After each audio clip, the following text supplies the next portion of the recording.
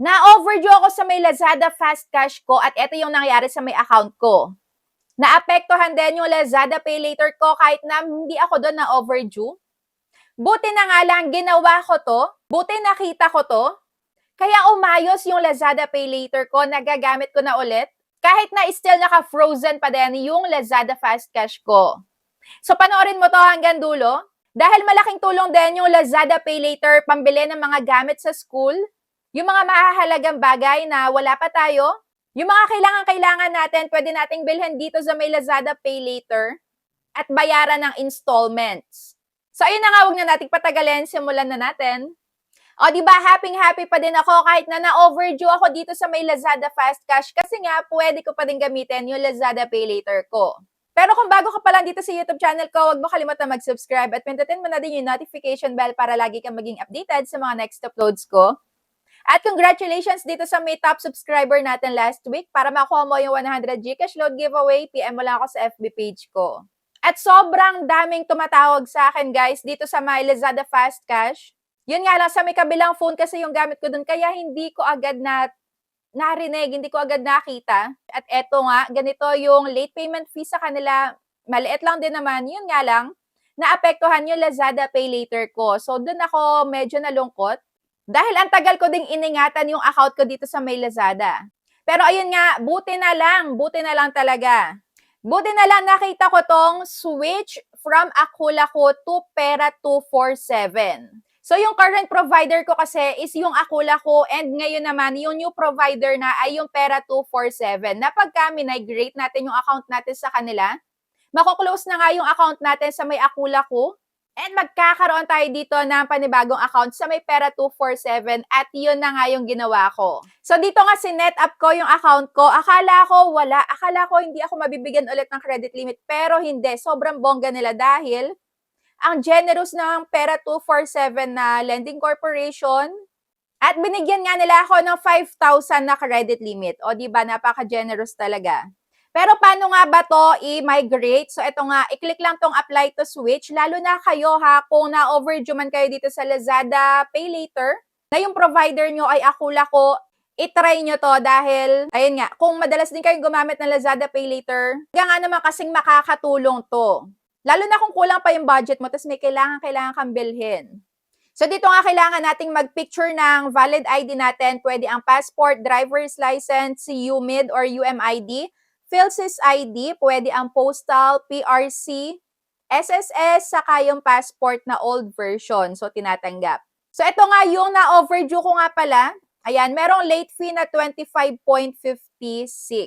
So, ayan nga, 2 overdue bills, di ba? Nakakahipang-hinayang talaga. So, I'm so sorry talaga, hindi ko alam. So, ayan, binayaran ko na nga. At buong akala ko, pwede ko pa ulit withdraw. So, ayun nga, umasa ako dito sa may 7,000 na to na mawi-withdraw dahil maliit nga lang din naman talaga dito sa may Lazada Fast Cash. 6% ang monthly interest. So kung uutangin ko yung 7,000 pesos and 1 month ko siyang uutangin, so ang pinakababayaran ko lang ay 7,490. O di ba? So ayun, sana umokay ulit yung Lazada Fast Cash ko dahil talaga hindi ko alam. So ayan, unsuccessful. And account frozen until July 5. So, hoping tayo na sana pwede na ulit sa may July 5. So, pag kaya rin ang picturean yung ID is magsa-selfie dito. Kailangan maayos yung background mo, walang ibang tao sa likod. Kasi baka nga ma-reject ka din dito pagka hindi maayos yung selfie nyo. And na-experience ko na nga din yan doon sa may Shopee naman. Ayan, meron akong tinuturuan tapos medyo hindi maayos yung mukha niya. Medyo lumaki lang ng konti yung mata tapos ayun na-reject. Kaya wag nyong lolokohin yung sa may selfie, guys. So, ayun, may magte-text lang na code sa may number na inilagay nyo and re-reviewin nyo lang yung personal details nyo dito sa my Lazada Pay Later nyo. Tapos yung emergency contact, maglagay kayo ng isa lang. O di ba pwede naman kasi talaga kahit isang contact reference lang. Ewan ko dun sa may ibang loan application na kailangan pa ng 4-5. Para madami din silang bubuligligin pagka hindi tayo makakontakt. Ganun ba? And after nga dito, may nakalagay pa na para mas ma-increase ang chance natin na maaprubahan, pwede nating ilagay yung info natin about sa may SSS number or TIN number. And ito na, application submitted and Ayun lang, same na minutes. Your application was approved by Pera 247 Lending Corporation. O diba? So thank you so much. At meron na ulit ako ditong credit limit. Yun nga lang, grabe no, na loka ako dito sa Akula ko. Ang ganda pa naman na to, sana talaga mabalik no. So dito guys, maraming tatawag sa inyo, kaya please sagutin nyo.